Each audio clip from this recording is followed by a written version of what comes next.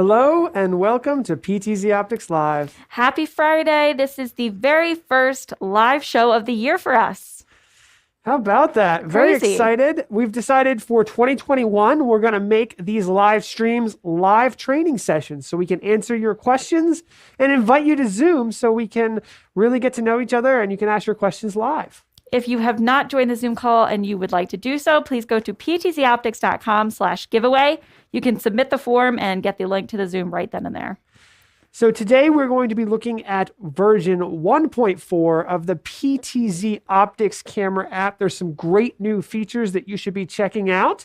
But before we jump into that, I'd like to introduce you to a new member of our team, Stephen Haywood. He's our new broadcast engineer, and he's going to be really a great asset, especially during these live trainings, but for everyone involved with PTZOptics. How you doing, Stephen?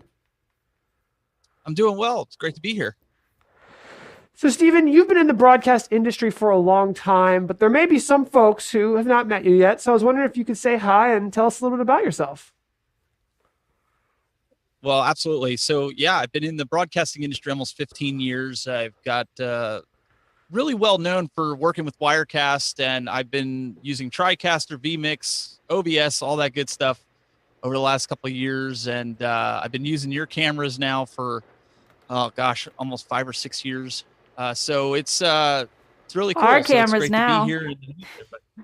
Yes, it's our cameras. Well, we're happy to have you, Stephen.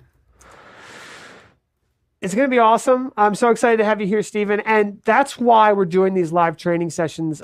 Even more importantly, Stephen's working directly with our engineers and he's taking your questions. He's here to help with advanced workflows. And we're having these live training sessions to gather your feature requests, to answer your questions. And so we have myself, I've been with the company for a long time, so I know a lot about the cameras, but we've also got Stephen who can talk about the TriCaster, Wirecast, and a lot of these great workflows. And as we end up going through 2021, Stephen's part of our product team. He's really a broadcast engineer. So I feel confident in being able to answer, I hope, the majority of the questions that you guys have in this kind of new live training format that we have. So thanks for being here, Stephen. We're going to jump right into a live demonstration of the PTZOptics version 1.4 app. Thank you for being here, everybody. Marsh Corner Community Church. Ask your questions on YouTube, on Facebook. We are here to answer them, and really excited to also invite you onto Zoom. Tess, how do they get into the Zoom as well? If you want to join Zoom and have not yet, you can head to PTZOptics.com/giveaway. Yes, there's still time to enter that giveaway, but there's also a form that you could fill out really quick. It will give you the Zoom information right there after you submit the form. Yeah, we encourage you to join the Zoom if you're watching. That's a great way to come on the show, ask your questions live, and everyone benefits from hearing your questions and getting them answered. So let's jump into it. So we've got a great app. Thousands and thousands of you are using it out there. Tens of thousands of people actually downloaded it in 2020.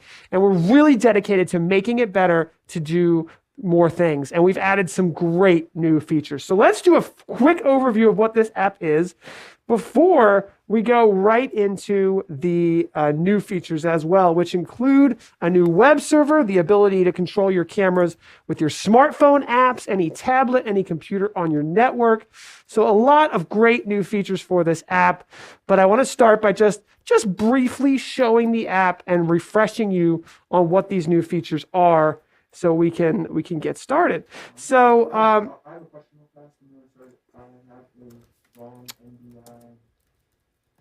Okay, we're just gonna take a second here to check our NDI feed. The app is version 1.4, and here we go. We got it. There we go. All right, so let me zoom into this a little closer. So this is a lot. So I want to show this full screen, Mike, because what I'm going to do is I am going to start it in basic mode. So compact view, and I'm even going to get rid of the preview screen. I'm going to unsnap the preview screen, even though we can basically take the preview screen, full screen, unsnap it, snap it, do a bunch of stuff with it. You could snap back. Snap it back into action. But let's just start with the app itself first, just to really look at the features here. So right up the top, we have a settings menu. And this is where we have the ability to connect to all of our cameras over IP and over USB. And so we're going to show both of those options today. You can see here, we can do up to 8 cameras. And essentially, we name the camera. We type the camera's IP address in and choose whether it's an IP camera, or you can see this camera 3 here is actually a USB connected camera. So we can control IP cameras and USB cameras, which really makes this application powerful. Now, once we've entered the cameras in and given them names, they show up right here at the top. There's basically 8 buttons, and we did get some feature requests to be able to reduce those numbers of buttons because there's always 8 buttons there. Okay. And if you only have 2 cameras, sometimes people want to see 2 buttons. So that is coming in version 1.5. But right now, we have the ability to select between 8 buttons. Now, we have, obviously, pan, tilt, zoom control, right? That is expected for a product like this. We have the pan, tilt, zoom controls. We also have the ability to set and lock the focus and set and recall presets. Now, you'll notice as we set and call presets, we're actually getting some pictures here. So you have some small little pictures to kind of show you, where you're going to go with the presets, right? But also, it's a preview of the preset. A preview of the presets. This will actually show up in what I'm going to show you soon, which is the web server. And so these show up in a couple different areas, which is nice to just have that visual kind of view of where the cameras are. Now, the next thing I'm going to do is I'm going to click this little picture button. And what that does is it brings up the preview, the live preview. Now, this live preview window is unsnappable, so we can make it full screen on a different monitor. Some movement for you. Move it around. We can take a snapshot. So if you want to just take a quick picture, that would be saved in the snapshot area, which can be set up in the snapshot path. But we won't do that right now. And then you have the ability to start and stop and then stream in either HD or SD. Now, why would you want to stream in SD? Well, it could be smoother on your network depending on the bandwidth requirements. Sure. I'm guessing those snippets that you took, you could then use for the little preview. Yes, exactly. Pictures. And also, one thing to note as well is on stream 1, which is high definition, it is full 1080p, and it's very low latency. But stream 1 is needed for opening up the OSD menu. Now, are the IP cameras using Visca over IP or the PTZOptics CGI? So it really is a PTZOptics version of IP control. So it is the PTZOptics CGI control, and the port number on the camera is kind of locked in because this is truly designed for PTZOptics cameras, though it does work with almost any USB connected camera. Yes, including the Logitech cameras as well. We get that question a lot. It does work with them. Now, I'm going to open up the advanced view. I'm going to have to zoom out just a hair to do that.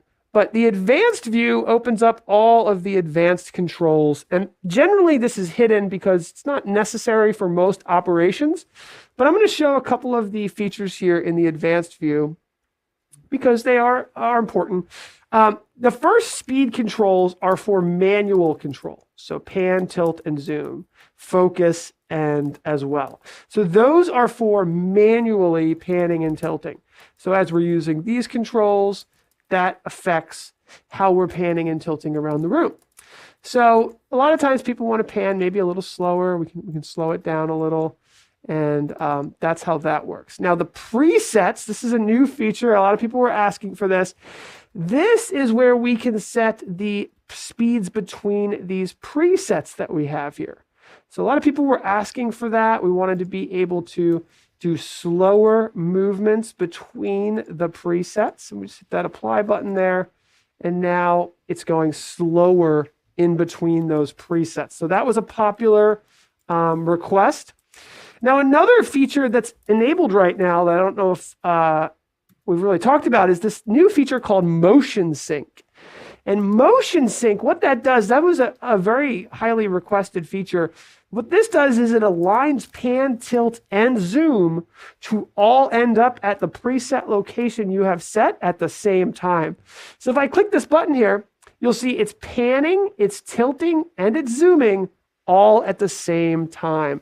And that was a big feature request for a lot of our customers.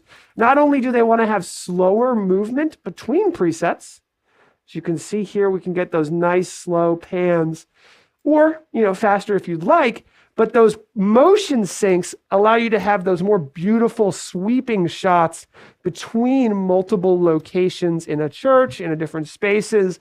It really makes it look more professional. And as we're seeing, more and more people want to use remote robotic cameras and be able to control multiple cameras together. Now, Joe's asking, do these speeds work with a PTZ joystick? Now, a lot of PTZ joysticks have their own speed settings. So it will depend on the speed settings you have. Like, for example, the PTZOptics IP joystick. And by the way, Steven, who's on here, that gives me an idea. I feel like maybe even the next show, we should focus on PTZ joysticks. That's good. What do you think about that? Yep, it's possible. Because the software is one thing, and a lot of people like the software. The software is free. You can get it for Windows. You can get it for Mac. But joysticks, hardware joysticks, are slightly different, and a lot of people like to use those. But yes, the PTZOptics IP joystick, for example, has unique speeds that it can operate the cameras with. So it could be different than the software that you have here. Because essentially, just to get super technical with you, basically the speeds that you're setting in this software changes the commands that are being sent to the camera. So if you're sending commands from the software and you're saying, hey, send these commands with this variable for speed, it will do that. And the camera will go slower or faster depending on the variables you have set. If you have a hardware joystick and the joystick says speed for pan is 15, that's a different variable that it's sending to the camera to do those. So it's not on the camera, it's actually being sent to the camera.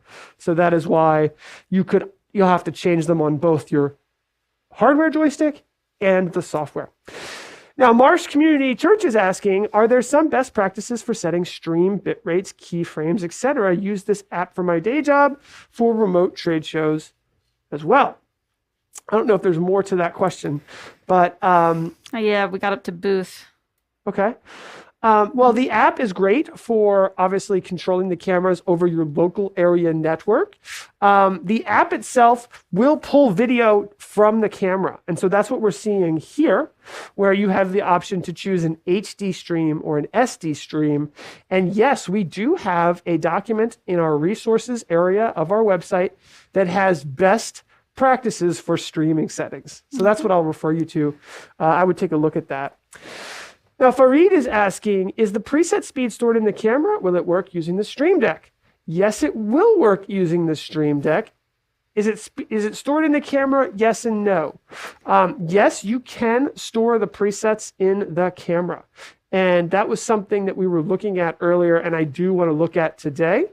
That is controlled via the on-screen display menu, which we'll look at in a moment here.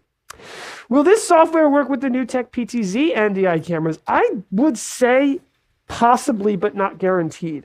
And it certainly will not work with everything because this software is specifically designed for PTZOptics cameras. So it's possible. One thing for sure is if it's using the same PTZ port number, it's possible. But it probably will not do everything. So let's go back to the desktop capture. Yeah, you're getting a lot of questions, but we can sort of just throw them up. But because to answer one of those questions, one thing I want to open up here is the OSD menu. So you see that button there that we just pulled up, that OSD menu. This is how we are able to go into the settings that are stored on the camera directly. That was the home button. And we need to hit the enter button to get into the menu. Whoops. But the camera itself has some default settings for camera preset speeds.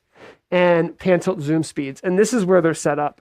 So the cool thing is, and I remember 4 or 5 years ago, before this feature was enabled, if you had a camera up 300 feet away, which happens, right? Or like you're in a university and you've got all these cameras everywhere. A lot of times you had to go to use the IR remote to get into some of these settings, but now they're all available over IP very simply and easily with this software. So it makes it very easy. But right here, we can see that this is like hard coding the preset speed here. So this basically, I have to get technical, unfortunately, to truly explain this. So basically, if the camera receives a preset command, so like let's say the IR remote, and it says go to preset 1, it will go to preset 1 at this speed. But if you're using the app and the app says go to preset 1 and it's more specific and it's like go to preset 1 at speed 7 because you've set that in the app, which gives you that capability, then it will go at the speed of the app. Hopefully that answers that question, because this IR remote doesn't have any speed options between presets. So that's why we created the call preset speed in the OSD menu, which is kind of like that default fallback for whenever the camera receives a PTZ camera position call, but doesn't have any additional speed parameters with it. So Joe's saying technical is good. So at least Joe's happy with that answer, I think. Thanks for the support. So that gets us, so I'm going to get out of the OSD menu by hitting OSD and closing that out and calling back a preset here, which, see that speed by zoom? Speed, panning, tilting, and zooming all at the same time. If we don't have that on with motion sync, then it would just pan, tilt, and zoom, pan, tilt, and then zoom. And that was a big issue. And so that's a really nice feature that we've added into the cameras. Now you do have the ability to adjust your shutter speed and brightness and exposure right here. And the nice thing about that, now I'm not going to do that because we have our shutter speed and our iris set for this production, and I don't want to go messing around with it. But you can do that here. You can adjust the luminance, the contrast, the hue, the white balance, all of that right here. And the nice thing about that is that if, let's say you're live streaming a sports game, right? Okay. And throughout the day, the lighting is changing. The sun is coming up, and it was early morning, and the sun is rising, and now it's changing. We've experienced this before. It's happened, right? You're live streaming an all-day content. You might want to reduce the iris or reduce the shutter speed, right? Mm-hmm. But you don't want to go into the menu to do that. You don't want to go into the OSD menu here and open that up and see, okay, 3.4, 100. We can see all that matches there. We don't want to do that because, see, it just changed there. We don't want to do that because, basically we don't want to bring up our OSD menu while we're live streaming. Right. So, like we just did there. Can you have the PTZs function with Blackmagic ATEM switchers? Yes, we can. It is possible to control PTZOptics cameras through a Blackmagic ATEM switcher if it's one of the models with a joystick. There's a caveat. It's a little difficult to do. You need to have an RS422 adapter. And I have a document from Blackmagic on how to do it. Do you now? But my answer to that question is most people really enjoy the smartphone app, which we'll take a look at, or the joysticks that we have available. And the functionality is really well designed for that. But yes, you can. What if you control your presets with vMix? Hi, Denny. Yes, you can control your presets with vMix. We're going to look at some vMix control stuff in a moment, which we're getting to. So this is, as you can see here, Tess, like we're already 20 minutes into this presentation. We haven't even gotten to the most exciting part. We haven't even gotten to the most exciting part. In fact, I need an Xbox controller, Lindsay, if you could find an Xbox controller. Oh, boy. Go look in my new office and see if you can find one. If we forgot to get an Xbox controller, maybe Lindsay will find one. She might not. We're in the process of moving, actually. A little surprise there. If we have one, I just want to get to some of the features test because a lot of people haven't seen all this. So okay, no more questions for now. Pausing on the questions. Pausing on the questions just for a minute. Okay, so I just want to make sure we get all this. So additional input settings. This is the ability to add an Xbox controller and to use hotkeys. So how does that work? Well, the cool thing is that we have a Xbox controller layout. So if she finds an Xbox controller, we've got a lot. Do you want me to go look? No, she'll find I can it, don't step worry. out. It doesn't matter. Okay, go ahead. This is how you can control your cameras with a USB connected Xbox controller. So it's very simple. You plug in your USB Xbox controller. I'm going to get one. Hopefully we'll demonstrate that today. And you can control your camera, move up and down, left and right, zoom in and out. It's very nice. And you can get one of these on Amazon for like $20. And you got a nice little joystick to control your camera. So that is how that works. Now, there is also hotkeys. So these are the hotkeys that are just available on your computer. So these hotkeys here allow you to change camera presets and pan, tilt up and down when enabled. So basically right now, I am able to use my keyboard. Here, let's see if I pan over just a little bit. You can see I'm using my keyboard. Oh, that's Tess's keyboard. But here's my keyboard here. You can see I'm just panning, tilting, and zooming with my keyboard. So there's some cool options for controlling cameras with your keyboard as well. So keyboard, Xbox controller, she's got one. She did not fail us. Good job. So we've got an Xbox controller. If you guys want to see that, we will show that as well. But let's keep going. So, what else do we have here? Okay, there's a lot to this app. So, I mean, we're just going to do it, right? That's what this show's about. Do it to it. Here is a really cool feature. It's called the pan tilt limit setting. And you might think, why would I want to limit the pan and tilt? Like blocking? Yeah. So essentially what it does is that if this is the best way to explain it is like basketball. When you're live streaming basketball, imagine you have a camera in the middle of the basketball court. Mm-hmm. You only need to go all the way to the end of the basketball court on one side and then all the way to the basketball court on the other side. But you never need to go beyond that. And you're working with students or volunteers. Mm-hmm. And so a lot of times with students, in basketball is a lot of fast motion, right? You're going back and forth and back and forth. Well, if you set those limits, you can never go past that limit. And so that way, when you're panning all the way to follow somebody, it stops right there, right where the basketball hoop is. Mm-hmm. And you go to, oh no, they passed the ball over there. Whoop, go back, stops, hard stop. You can't overshoot. Or the stage or the threshold. So if you're taking the cameras to go stream, like Tess said, a stage, for example, it just makes it really easy going left to right, knowing you can't overshoot your target. So that's all that does. I'm not going to do it right now because I don't want to set any limits for our camera because we like to do all kinds of crazy stuff. But how does this work? Essentially, you would pan to a certain position. You'd grab that number there and you'd put it in and you'd say, okay, that's my limit. Apply to the left, apply to the right, and that's how it works. Now, that is how you set pan and tilt limits. Now, the next thing is the image preview map. Now, this is pretty cool. So what this does is it allows you to upload a file from your computer and overlay it onto the preview screen. And so what that allows you to do is to take a picture of a space. And let's say it's a panoramic picture of your room. I should have prepared one for this, and I don't have a panoramic picture right now to upload. But you upload a picture just for the heck of it. I guess what we should do, because I do want to show this off. Let's zoom all the way out and take a snapshot, and we'll just do it that way. But it's really cool if you upload a...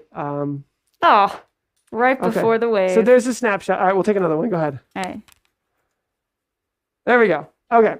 So now what you're able to do, and then we also want to have some picture-in-picture, right? So live video, I think it is. I haven't used this in a little while. Once again, this is live training. There it is, picture-in-picture. Audience and talent. There we go. Sorry, it's been just a tiny bit since I've used this. So you have your live video in the top right, and then you've got your snapshot in the bottom, okay? Now, what you're able to do is to show bounding boxes. So what I'm going to need to do is show bounding boxes. Here we go. This is just one of them. There we go. Okay. Show bounding box. There we go. Okay. Now, what we're able to do... Is it because where we have the picture-in-picture? Let's hide that just for now. It's been a little while. I can't remember how this works. Okay. And then that becomes a preset that you can select. Is it because because I have them hidden. Okay. There's a show and hide bounding boxes at the bottom, and then there's a show and hide current bounding box. Okay. So then you can drag these around, and they basically become presets that you can click on the image that you have by uploaded. location. Yes. So then, let's say, for example, we want that Z-cam right there to show up. So let's show that picture in picture back. Let's zoom it in. You use that as your guide. The Z-cam here. I'll just do this because this is kind of cool for volunteers and stuff, because all they have to do is click the image on the map.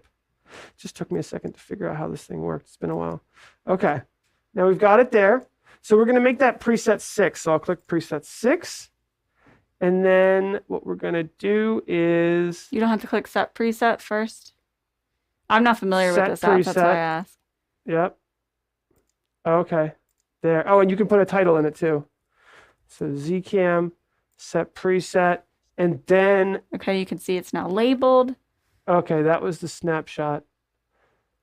So Zcam is there. Let's go to...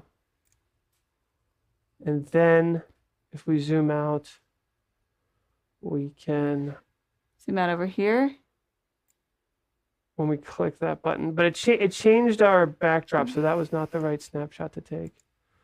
That's the snapshot we want. Where was... You should be able to put a picture inside of this. Choose color, take snap... Oh, that's the take snapshot. So there's a different snapshot for... We hit 6, take snapshot, and then it should go in there. Yeah, but we weren't zoomed in that time. But there we go. See how it zoomed into that? Yeah, so... There is a way. I have to look at the manual. There is a way to have snapshots inside of each one of these. I should have spent some more time playing with this. Well, there's snapshots there, but these little ones can become snapshots too, but I can't remember. So we're going to hide those now. I'm going to get out of this. I need to refer to the manual because it's been a while since I've used that. But that's a pretty cool feature. And as you can see, it's pretty valuable, but it's nice if you have like a panoramic picture to use. Right. Where you're zooming all around. So it's worth playing around with. All right, so now let's get to the big feature. So the big feature is the new web server. So you can enable this, and the web server's got some really cool new features. And my favorite feature with the web server is the ability to control it with your smartphone. So what I'm going to do, Mike, is I'm going to get this up on my phone. Is it a new app that you have to download, or do you go to like a browser and type in something on your cell phone? Yes, you go to your browser. Got it. So this is basically the controls from the app that we have here. So this is a free application, and it will allow you to control your cameras via your cell phone. Yes. And so basically, yeah, you can control the cameras with your smartphone. I just kind of rotated the app on my phone. Let's see if that works. Okay, cool. Gives you kind of a better view. So those images come through.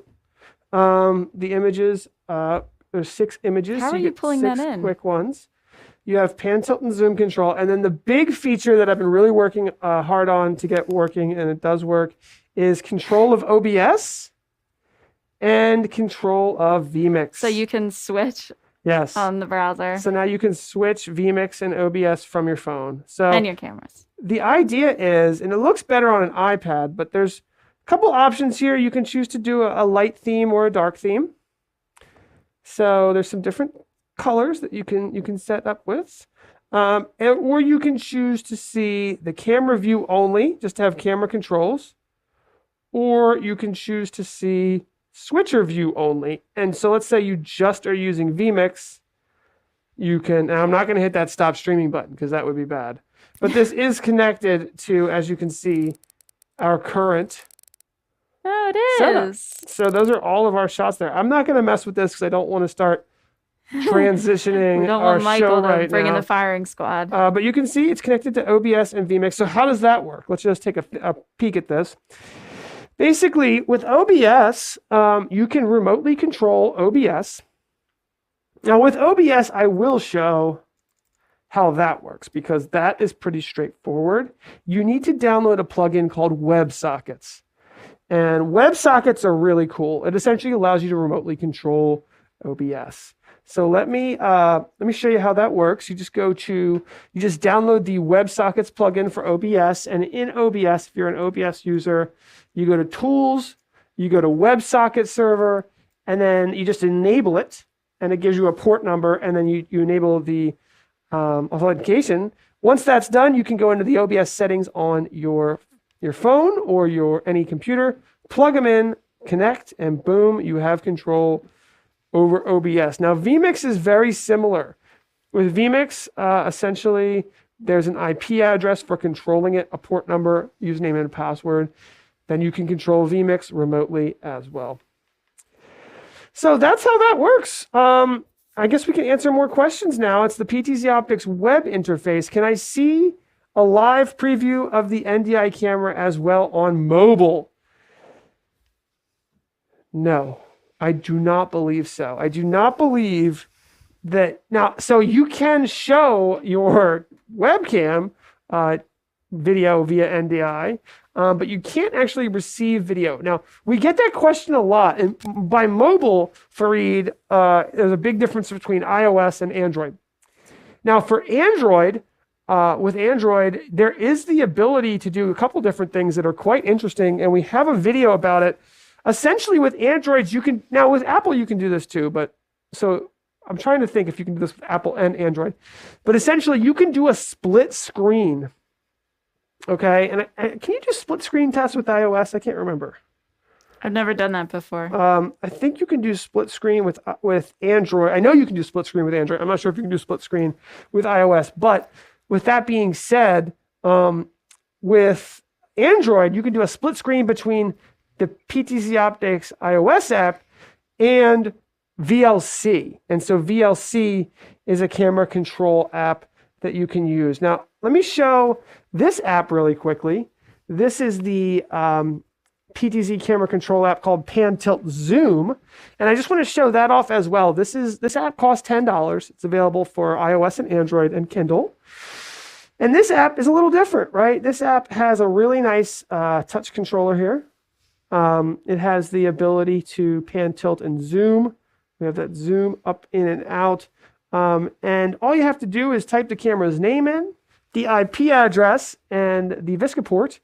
And then you have the ability to adjust the pan, tilt, and zoom preset speeds and the pan, tilt, and zoom manual speeds. So the manual speeds being the controller right here. No, those are really cool. Those are just minute, small adjustments there. And then these are the big ones there. Okay, so that is almost everything that I wanted to show today. Made it. Here's a good question on Facebook from Corey. Do you need to update your firmware to get this? Very important, especially for the motion sync. That motion sync feature is brand new. You will need the latest firmware in order to pull that off. I don't think it will trip up a camera with older firmware. It just won't work. That's my understanding for cameras that have older firmware. Jacob says if you're using an Xbox controller via USB, does it use the preset setting in the software or the one in the camera? That's a good question. Let's go ahead and plug in an Xbox controller. I knew this was going to come in handy. So I'm going to plug in an Xbox controller here. Thank you for retrieving that, Lindsay and Tess. She had it when I went in. Good. Okay, so I got my Xbox controller here. And going over to the software, when I go into settings, I have the ability to do additional input settings, and boom, it recognizes it immediately. Yay. And we have the joystick enabled and we have the hotkeys enabled. Now, if you remember, let's zoom into this just a hair more. I think I can get a little closer. If you remember when we were looking at, let's go at the help area where the Xbox controller was, these are the controls. It's automatically set. It's already set. It's kind of locked in. You actually can't customize it. But for example, let's go ahead and zoom in. So I'll zoom into the Xbox controller, and then you see here we have the ability to pan, tilt, and zoom. So pan, tilt, zoom, and then we have these presets here.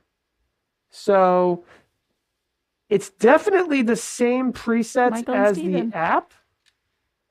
Are they the same ones stored on the camera? I believe so. Well, that's definitely one of our presets. Yep, it is. Oh, we didn't show the USB functionality too. I wanted to show that. Just like with the huddle cams, you can do this without network configuration. So that's the Xbox controller. I wanted to show that. And then I forgot something really important, which is the USB connectivity. If you remember in the very beginning, we were looking at the USB connection option. So what that is a completely connected USB camera. So I have this camera right here in front of me, and this camera is connected only over USB. So it does not have an Ethernet connection. So this camera is an Ethernet connected camera. This camera is connected over USB only. Now, a lot of our customers like to only need to connect to USB because that allows them to simply control the camera without having to be connected to the network or anything like that. So Mike, if we show, yep, there we go, perfect. Now that is just over a USB connection, we have camera control. So the preview window went black because this camera, this control software, the preview window is meant for IP camera control. Got it. So that is a feature request that I'm thinking about, Stephen, to think about. Is it would be nice to be able to have a USB camera, but still pull the feed in via IP, which is possible. You can see this camera is not connected via IP. But it does have... But it can be controlled over USB, is what we're showing here. So why would you want that? For example, let's say you're using the camera for Zoom, right? You're doing a Zoom video conference. It's a big webinar. You need to be able to zoom in the camera quite a bit. Now we can control the camera without having to set up a network, right? Let's say you're just bring your laptop, you've got your camera, and that's it. And you've got a webinar or something to host or to live stream. It also reminds me to mention that these cameras do support UVC, meaning you can control the cameras with Zoom. So you can give someone control of your camera anywhere in the world remotely with Zoom. Real quick, back to the Xbox controller. Does it work with Mac? The Xbox controller. We know the app works with Mac, but does the Xbox functionality? I am so close to positive, but I haven't used the new version of the Mac software. Steven, we got to put that on our testing list. The other thing I was going to ask as well to put on the list, do we know if it works just with Xbox 360 controllers or Xbox One or Xbox One X? Are we limited on that? That's a good question. Xbox USB connected controller with Mac is a question mark because I simply don't know. And then which one? This is the 360. That looks like the original. Yeah, 360 or the original. Let me see the top. Flip it down. We got this one. Does this make any difference? We do have two different ones, Stephen, that we could test. This is an Amazon basic. That's the Xbox One, so that might be worth trying for people because that's a newer controller. This is the newer one? The white one, yeah. All right, well, let's try this one. So we know this one works. This is the original. I'm not sure if the white one works because I remember trying it and actually having an issue. Paul, the Xbox controller plugs into the computer. I'm sure that this is included in the documentation, but just double checking. This is the Xbox One Pro. An Amazon additional input settings. Oh, looks like it works though, doesn't it? Let's open back up our preview window and snap it on. All right, well, let's try this one. So we know this one works. This is the original. I'm not sure if the white one works because I remember trying. We're getting a loop back here, guys. Somebody's got a mute. I can hear that too. I'm sure this is included in the documentation, but just double checking. Where's that feed? Where would it be coming from? You can just mute everybody on Zoom and then unmute as necessary. All right, I muted everybody on Zoom.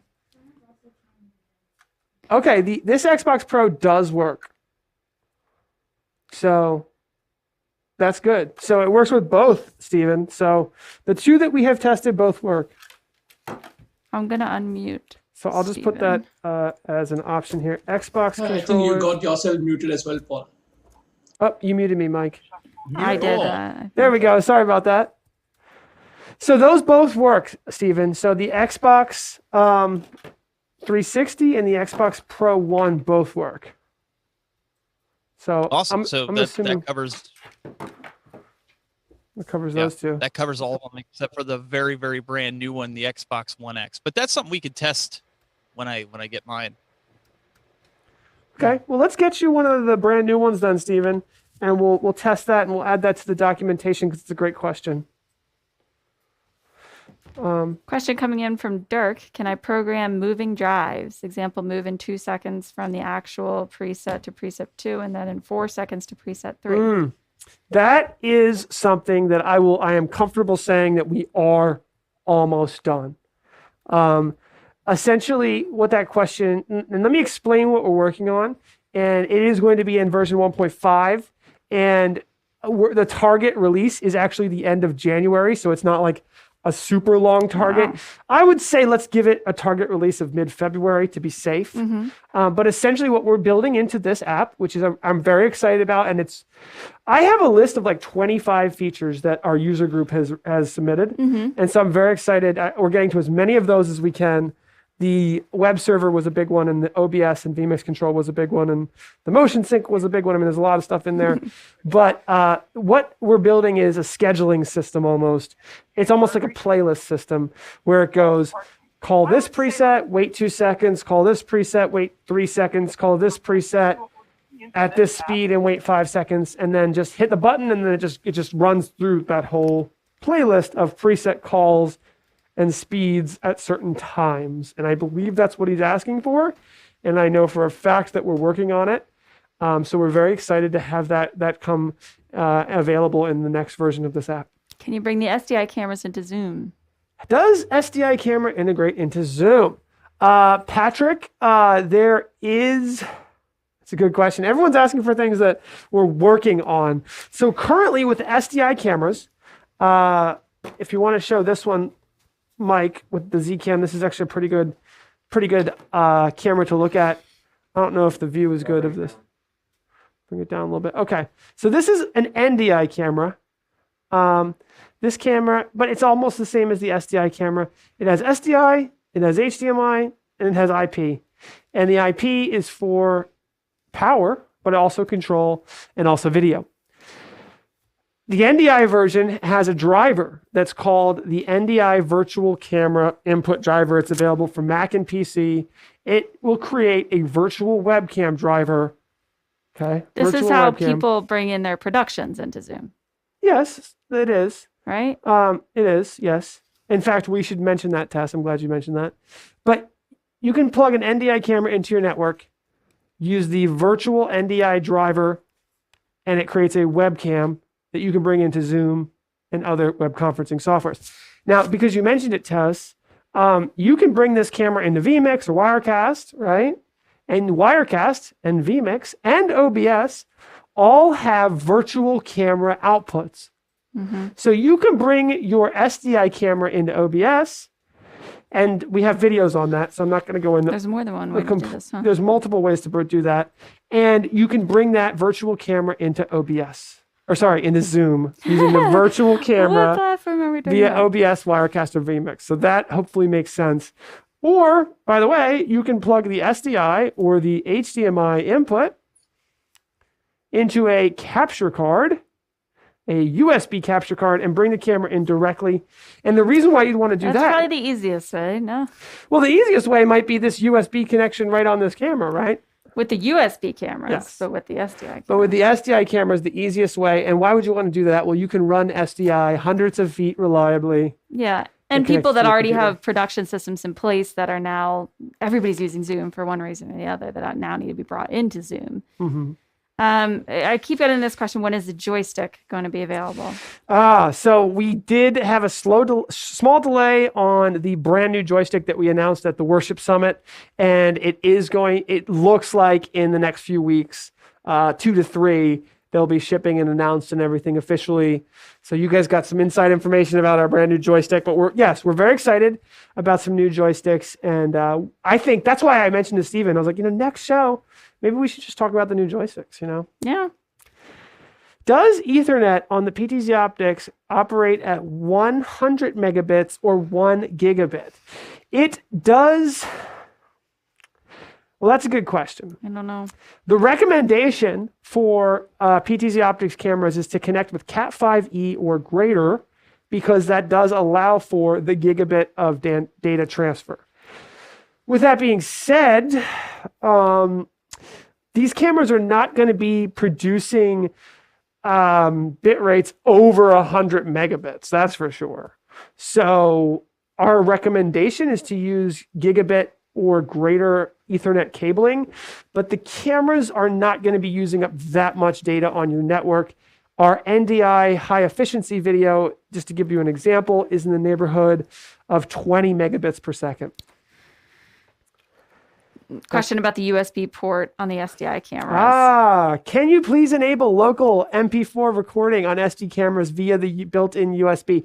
That's something that we have been working on for a long time. I thought it was just for support. I think, yes, but it's possible. It's possible that you can record video to that USB 2.0 port. And so, but I haven't heard anything about that. So Steven, if we can write that down again, and we're going to try to follow up.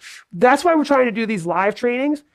We're not going to have an answer to every single thing, but we are going to write them down.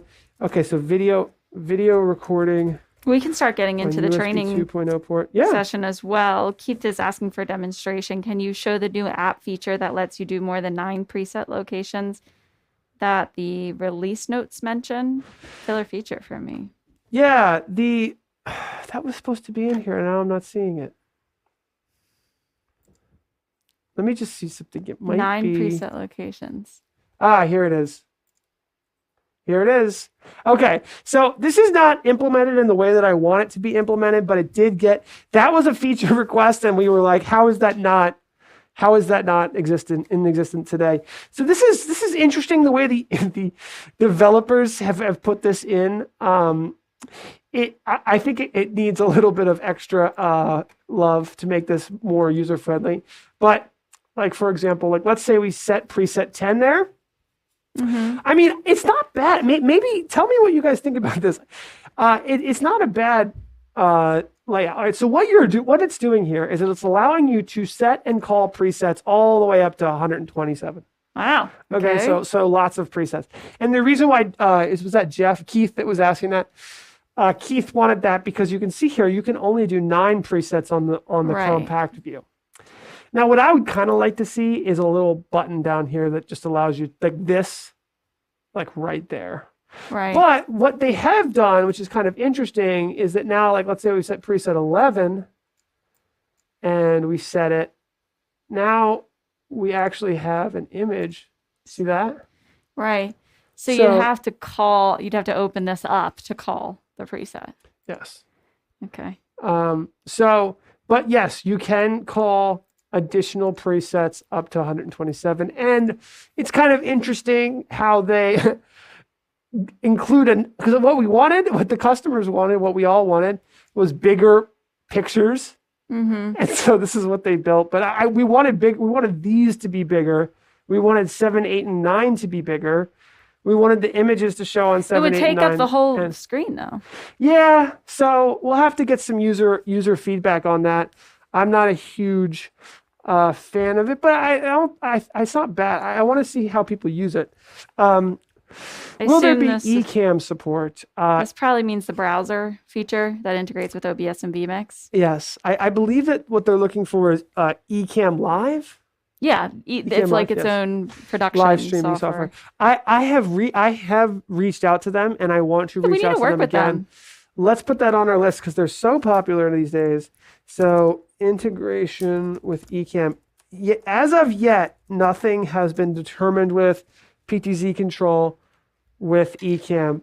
Now we've got about only 10 minutes left for our hour-long broadcast. So let's get to as many questions as we can. Where to find the new firmware update? firmware upgrade. Great. Good question. And I will show this on my web browser just to make this even easier, but ptzoptics.com/firmware. And what you get is a firmware changelog. So it gives you all of the information about the latest that has come up. And then you can go to Firmware Finder, Firmware-Finder. Type in your product serial number. That's another note. I just want to make another note here. I don't know if we need to make finding the firmware easier. In a gigabit switch, what's the maximum PTZOptics NDI camera we can have connected based on bandwidth? Good question. Just to finish this question, though, on the PTZOptics firmware finder, we tried to make this as easy as possible. So you just enter your serial number and click Get Firmware. And that way you know that you're getting the right firmware because it's literally parsing your serial number and going, oh, this is the model you have, this is the firmware you need. To clarify, okay, will you not finish that thought? I'm sorry. That's done. To clarify with the presets, we do have more than 9 presets, but like the hotkeys for the presets are just on the display. Yes. Correct? Mm-hmm. There's a lot coming from Zoom, and we should probably open up the Zoom call let's open up to the some Zoom conversation. So if you'd like to reach out with a question, you can put it in the chat, or you can just simply unmute yourself and ask. Yeah, let's bring the Zoom call in and unmute, allow people to unmute themselves. Is there any plan to implement software image stabilization from Gavin? Software image stabilization. Software image stabilization, no. Does the app read and show the camera's exposure and white balance settings? Yes. When switching between the cameras. So each camera would pop up a different... It should. And the app itself, in addition to that, the app itself has a status bar. So when you enable the status bar, it gives you live reporting of pan, tilt, zoom, focus, shutter speed, iris, brightness, and the name of the camera. And another small thing, but big feature request, is the serial number of the camera. So if you're trying to upgrade your firmware and you don't remember the serial number of your camera because it was on the box and you threw that away, the software can actually retrieve your serial number. And if you go to my screen, Mike, it will show, okay, let me just pull this up so it's a little easier for them to see. See that status bar at the bottom?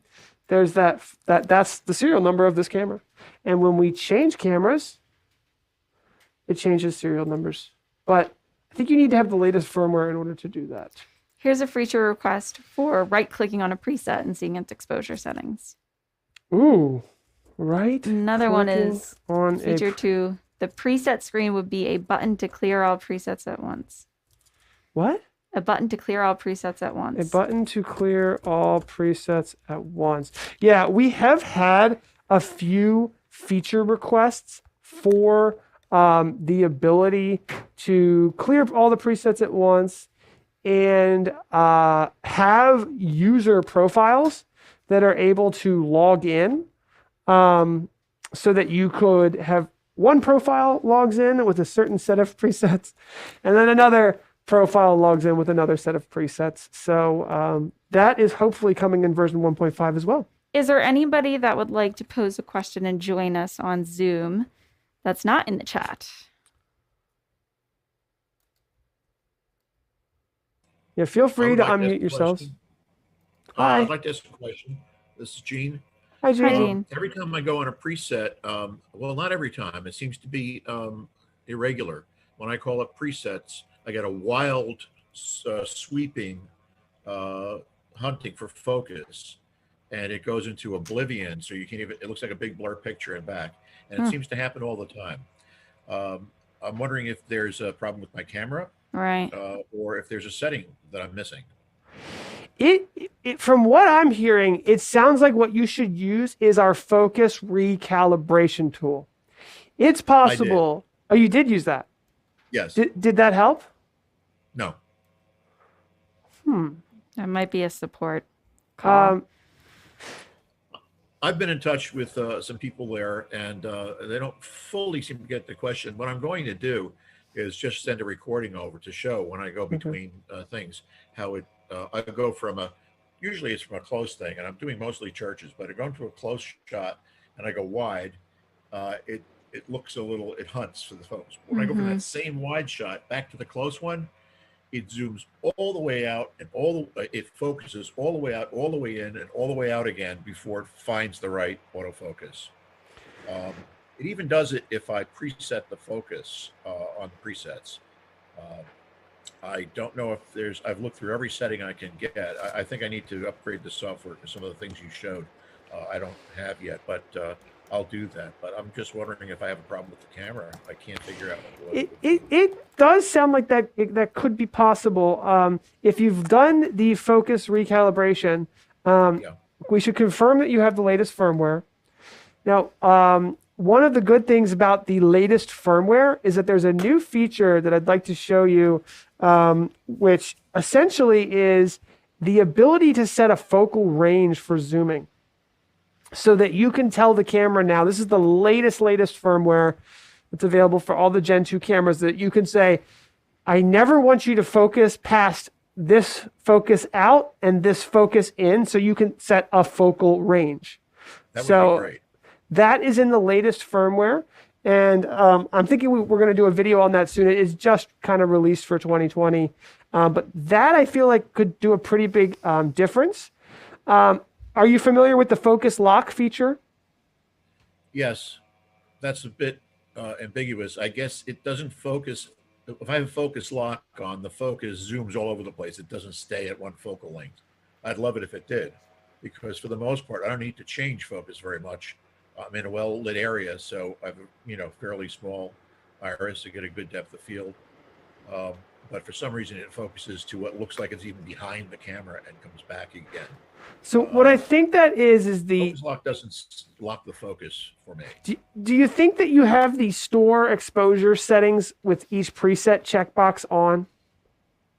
I don't use the store exposure settings only because I have different lighting conditions. And I have done that before, but I don't always use it. I've tried it. Yeah, because that feature can sometimes confuse people because the focus is locked to the preset or set to the preset, and it kind of messes that up. But let try doing the focus recalibration tool again, and try to really follow the instructions on that, because if you're off a little bit on the calibration instructions, it seems like possibly that could have happened. Okay, well, I measured 1 meter very carefully, and I printed a very nice, clear picture of your letters. But one of the things, I just want to ask one more question without taking up too much time. The focus lock, does that lock, if I have the focus lock on and I store the preset, does that focus remain with that preset? No, it just locks the focus where you are currently. It does not save itself to the preset.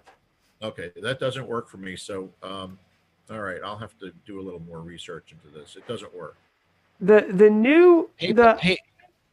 Sorry, go ahead. I just had one quick question. When you did the the calibration tool, do you know when you were watching it if it was inching itself into that 3 meter mark, or if it just looked like the lens just went blurred and then it focused and it stopped? Well, this was several months ago that I did it. I don't remember exactly, but it seemed to keep moving in, but it took a while to refocus, and moving in, it took a while. Okay. I hoped that it would be a little snappier, but I figured that was the way it went. Okay. Yeah, because that's what it should do. Because I know I was talking with Matt earlier. I believe he said that the older firmware will just kind of focus it and it won't inch in. Okay. Well, if there's a new one, I'll do that. But I'll after this this call, I'll go back and make sure I have the latest firmware and software. Okay. So yes, and we'll follow up with you as well to get that working. We do need to do a giveaway, and I did just draw want the to first make winner. sure we're going to draw some winners. You have to be here in the chat to claim the prize, and we'll call a winner. So let's do that, Tess. First winner. And let's just let anybody else ask any final questions before we. Daniel Lip. Daniel Lip. So Daniel Lip, we're going to spin the giveaway wheel for you. And then if there's any other questions, just What if Daniel's here. not here? We'll do another one. Give a brief moment to let Daniel speak up if he or she's here. Benjamin's here. Put it in the chat, so I'm going to re-pick a winner. You can call a couple and then just see who claims it first. Okay. That's what we will do. Gunnar Schubert. Gunnar Schubert, are you here? I'm going to just put it in the chat. And then call a few other ones. We're going to have one of our newest employees spin the wheel for us today. Lindsay, you'll get to meet her momentarily.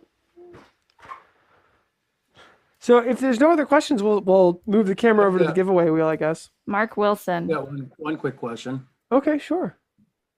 I was the one that asked about the SDI camera earlier. If I were to get the NDI driver, does that pretty much make it the same camera as the NDI camera, minus the fact that USB 2.0 versus 3.0? Yes, if you there's an NDI license in order to upgrade the SDI camera to have NDI capabilities, and then yes, you would be able to bring the NDI video into Zoom over the network.